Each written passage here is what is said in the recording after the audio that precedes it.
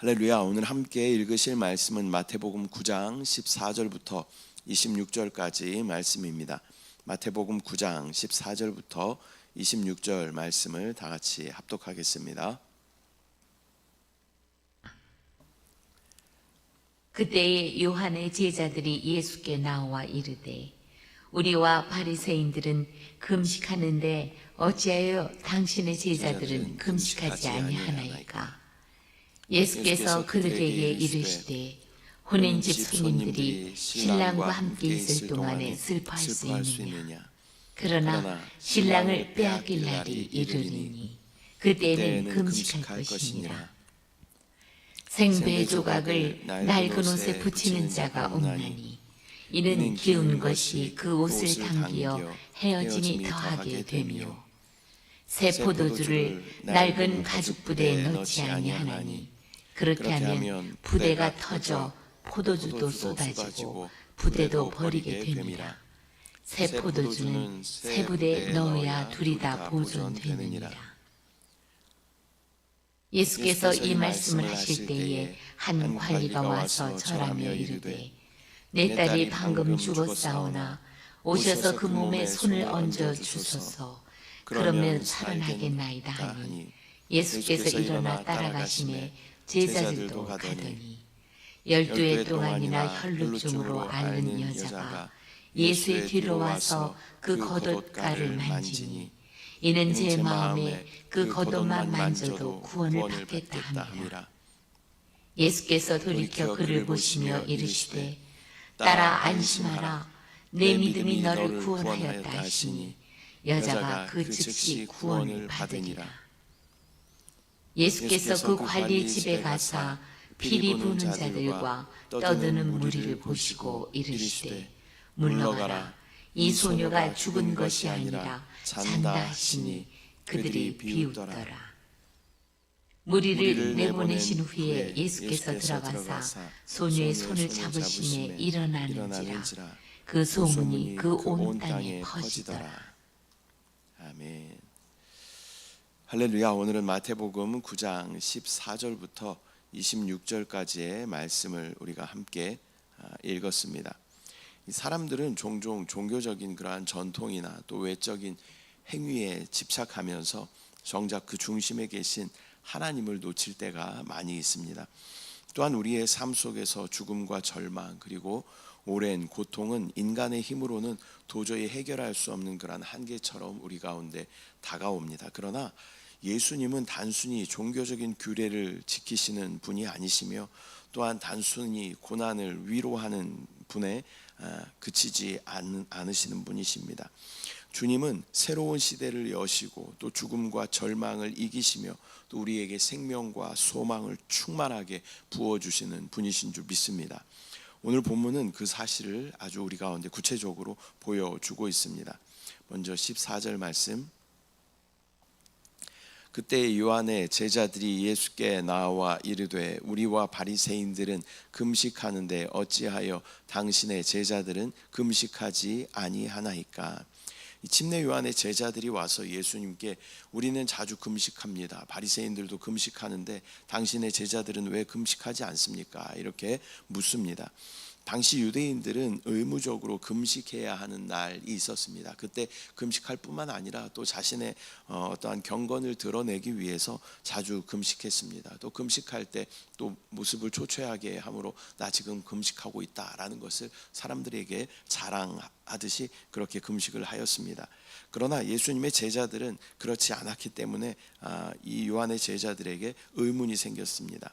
그러나 믿음은 비교가 아니라 기쁨으로 하나님께 나의 삶을 드리는 것입니다. 9장 15절 말씀. 예수께서 그들에게 이르시되 혼인집 손님들이 신랑과 함께 있을 동안에 슬퍼할 수 있느냐? 그러나 신랑을 빼앗길 날이 이르리니 그때에는 금식할 것이니라. 예수님은 혼인잔치의 비유로 말씀하십니다. 신랑과 함께 있는 동안에는 먹고 마시고 기뻐하는 것이 혼인잔치인 것입니다. 예수님은 자신을 신랑으로 비유하시면서 지금은 기쁨의 때임을 선포하십니다. 그러나 신랑이 떠나는 날, 즉 예수님의 고난과 죽음을 통해서 제자들은 금식하게 될 날이 오게 될 것입니다. 여기서 금식이라는 것은 단순한 종교 행위가 아니라 주님을 간절히 사모하는 그러한 마음의 표현이다라는 것을 우리는 기억해야 합니다. 또 우리도 때때로 금식할 때가 있죠. 그러나 금식할 때 어떠한 종교적인 그러한 행위가 아니라 내가 정말 주님을 간절히 사모합니다. 그러한 믿음의 고백이 바로 금식인 줄 믿습니다. 16절 생배 조각을 낡은 옷에 붙이는 자가 없나니 이는 기운 것이 그 옷을 당기어 헤어짐이 더하게 되미요. 예수님은 생배 조각을 낡은 옷에 붙이지 않는다라고 말씀하십니다. 이것은 새로운 복음의 시대와 옛 종교적인 관습이 함께 할 수 없다라는 것을 의미합니다. 이 생배라는 것은 수축하는 그러한 성질이 있는 것이죠. 그렇기 때문에 오래된 옷에 붙이게 되면 이것은 기우는 것이 아니라 그것을 더 틈을 벌어지게 해서 모든 것 다 버리게 될 수밖에 없는 것입니다. 새로운 생명은 낡은 제도와 형식에 붙잡힐 수 없다라는 것을 말씀하십니다.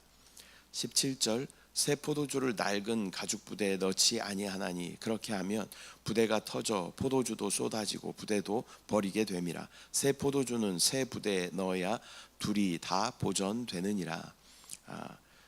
또한 새 포도주는 낡은 가죽 부대에 넣지 않는다라고 말씀하십니다. 새 포도주는 이 발효되면서 팽창하게 됩니다. 그리고 가죽 부대와의 이 화학 작용 때문에 가죽 부대는 딱딱하게 변하게 되는 것입니다.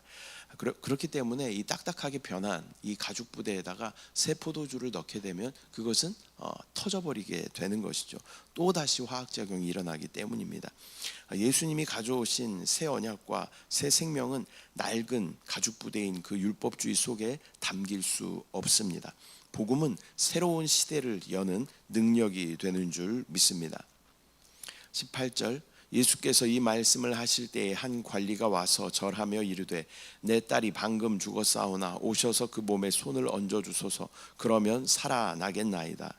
한 관리가 와서 절하며 자기 딸이 방금 죽었으니까 와서 살려달라고 간청합니다. 다른 두 복음서에서는 이 관리를 회당장 야이로라고 기록하고 있습니다. 당시 유대 사회에서 회당장이라는 그러한 직위는 존경받는 그러한 지도자였습니다. 그러나 그는 체면을 내려놓고 예수님께 나와 도움을 요청하고 있습니다. 절망 가운데 있을지라도 예수님께 나아가는 그 믿음의 태도가 중요한 줄 믿습니다. 19절 예수께서 일어나 따라가심에 제자들도 가더니 예수님은 그와 함께 가셨습니다. 주님은 단순히 말씀만 하시는 분이 아니라 실제로 고통 가운데 있는 자들을 찾아가시고 또 그들과 동행하시는 분이신 줄 믿습니다. 20절 12해 동안이나 혈루증으로 앓는 여자가 예수의 뒤로 와서 그 겉옷가를 만지니 그렇게 회당장 야이로 집으로 가는 길 가운데 12해 동안이나 혈루증을 앓던 여인이 예수님의 옷자락을 만집니다. 혈루증이라는 것은 피가 멈추지 않는 그런 하혈하는 그러한 병인 것이죠. 사람들로 하여금 부정하다라고 여겨졌던 그러한 병입니다. 그래서 사람들과 함께 할 수 없었던 그러한 여인이었습니다. 그러나 그 여인은 사회적인 그러한 부정한 자로 여겨지는 것을 또 고립된 그러한 삶을 뚫고 또 단순한 희망으로 예수 그리스도께 나와서 예수 그리스도의 옷가를 만지게 됩니다. 이러한 믿음이 그 여인을 살리게 되는 것이죠. 21절 말씀 이는 제 마음에 그 겉옷만 만져도 구원을 받겠다 함이라. 그녀의 믿음은 단순했습니다. 옷자락만 만져도 나을 것이다 라는 확신이 그 여인에게 있었습니다. 믿음은 복잡한 지식이 아니라 어떠한 교리가 아니라 주님을 향한 단순한 신뢰에서 나오는 것이 믿음인 줄 믿습니다. 22절 예수께서 돌이켜 그를 보시며 이르시되 딸아 안심하라 내 믿음이 너를 구원하였다 하시니 여자가 그 즉시 구원을 받으니라. 예수님은 그녀를 보시며 딸아 안심하라 내 믿음이 너를 구원하였다라고 말씀하십니다. 단순히 육체의 치유를 넘어서서 영혼 육의 온전한 회복과 구원을 선포하시는 것입니다. 예수님의 치유는 단순히 병을 고치는 것을 넘어서서 그 영혼을 구원하시는 삶 전체를 회복하시는 놀라운 능력이 되는 줄 믿습니다. 23절 예수께서 그 관리의 집에 가사 피리 부는 자들과 떠드는 무리를 보시고, 이 회당장 관리의 집에 들어섰을 때 피리 부는 자들과 떠드는 무리가 있었습니다. 이는 당시의 장례의 전형적인 그러한 모습을 보여주는 것입니다. 피리를 분다라는 것은 장례가 시작되면 피리를 전문적으로 부는 사람들이 와서 피리를 불게 되면 이곳에 장례가 있구나라는 것을 사람들이 알게 되는 것입니다. 이미 장례가 시작되었다라는 것을 피리 부는 사람을 통하여 우리는 알 수 있습니다. 집안은 이미 절망과 또 죽음의 분위기로 가득 차 있습니다. 24절 이르시되 물러가라, 이 소녀가 죽은 것이 아니라 잔다 하시니 그들이 비웃더라. 예수님은 이 소녀는 죽은 것이 아니라 지금 자고 있다라고 말씀하십니다. 그러나 사람들은 그 예수님의 말씀에 비웃는 태도를 보이게 됩니다. 이는 그들이 예수님의 능력과 또 생명을 주시는 권세를 믿지 못했기 때문입니다. 믿음의 눈이 없는 자에게 주님의 말씀은 허황되게 들릴 뿐인 것입니다. 25절 말씀, 무리를 내보낸 후에 예수께서 들어가사 소녀의 손을 잡으심에 일어나는지라. 예수님은 무리들을 물리치시고 들어가셔서 소녀의 손을 잡으셨습니다. 그리고는 다른 복음서에서는 여기서 발리다굼이라는 표현을 쓰게 됩니다. 그 의미는 내가 내게 말하노니 소녀야 일어나라 라는 그러한 의미인 것입니다. 그러자 즉시 그 소녀가 일어났습니다. 주님의 손길은 죽음을 생명으로 바꾸는 놀라운 능력이 있는 줄 믿습니다. 우리도 주님을 만지게 되면, 주님이 우리를 만져주시면 죽음과 같은 그 상황 가운데서도 우리 가운데 달리다굼 일어나라 라고 말씀하시는 줄 믿습니다. 이 사건은 단순한 기적이 아니라 예수님이 생명의 주인이 되신다라는 것을 모든 사람들에게 알게 하신 그러한 사건인 것입니다. 26절 그 소문이 그 온 땅에 퍼지더라.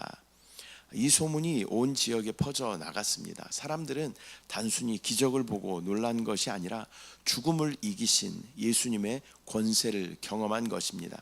복음은 지금도 여전히 퍼져 나가고 있으며 그 복음은 지금도 여전히 죽음의 권세에서 생명으로 초청하는 놀라운 복된 소식이 되는 줄 믿습니다. 또한 그 복음은 사람들의 삶을 흔들고 변화시키는 놀라운 생명의 복음인 것입니다. 오늘은 마태복음 9장 14절부터 26절까지 말씀 우리가 함께 나누었습니다.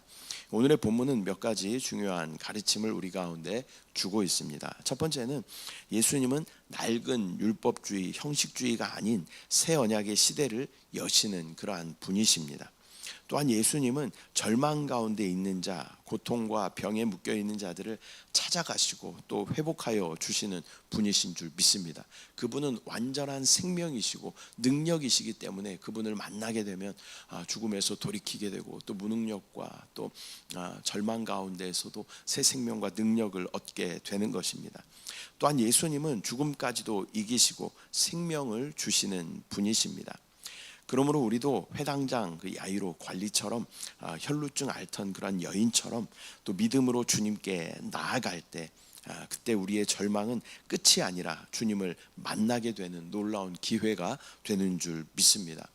세상은 절망으로 우리를 계속 이끕니다. 많은 사람들이 무엇인가를 하다가 좌절하고 절망하고 재기하지 못하는 많은 사람들이 있습니다. 그래서 그들 가운데 사단은 계속하여 너는 끝났다, 너는 소망이 없다 라고 계속 그들에게 속삭입니다. 그리고 세상으로, 죄로, 사망으로 이끌어가게 되는 것입니다. 그러나 우리가 그때 예수 그리스도께 나아온다면 예수 그리스도께서는 우리 가운데 놀라운 생명으로 역사하시고 다시 일어날 수 있는 부활의 능력으로 함께 하시는 줄 믿습니다. 주님은 오늘도 죽은 것을 살리시고 또 상한 것을 고치시며 또 새 생명으로 우리를 이끄시는 생명의 주님이 되어 주십니다. 기도하겠습니다. 사랑의 주님, 은혜와 사랑을 감사드립니다. 오늘 마태복음 9장 말씀을 통하여서 예수 그리스도께서 낡은 모든 율법주의와 종교주의를 다 끝내시고 새로운 복음의 언약의 시대를 여심을 믿음으로 보게 하심을 감사합니다. 그 복음이 지금도 여전히 우리 가운데 유효하며 또 절망 가운데 있는 자, 고통 가운데 또 육신의 질병 가운데 있는 자들 가운데 찾아가셔서 만지시고 고치시고 회복하시는 그 주님이 우리 가운데 함께 하심을 믿음으로 바라볼 수 있도록 주여 인도하여 주시옵소서. 모든 죽음의 권세를 이기시고 생명으로 역사하시는 주님이 우리 가운데 함께 하십니다. 세상은, 사단은 우리를 절망으로 계속 우리를 이끌어가지만 그러나 돌이켜 주님을 바라볼 때, 주님을 만지고 주님께 나아올 때 주님의 놀라운 생명의 역사가 우리 가운데 나타나게 됨을 믿음으로 바라보게 하여 주시옵소서. 역사하실 주님을 신뢰합니다. 주님을 찬양합니다. 주님을 사랑합니다. 감사드리고 예수님의 이름으로 기도드립니다. 아멘.